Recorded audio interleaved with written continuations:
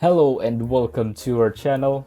For today's video, I'm going to teach you how to hide last seen on WhatsApp.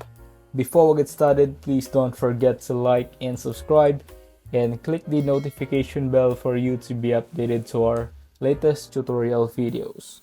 Without further ado, let's now begin.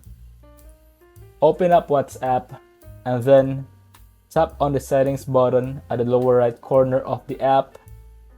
From the settings menu, tap on privacy.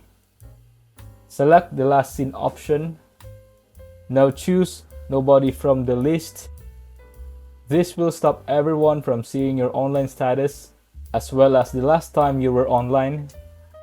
The catch to this setting is that you won't be able to see when any of your contacts were last online either. And that draws an end to this tutorial. If you find this video helpful, leave a thumbs up, share to your friends, and hit the subscribe button.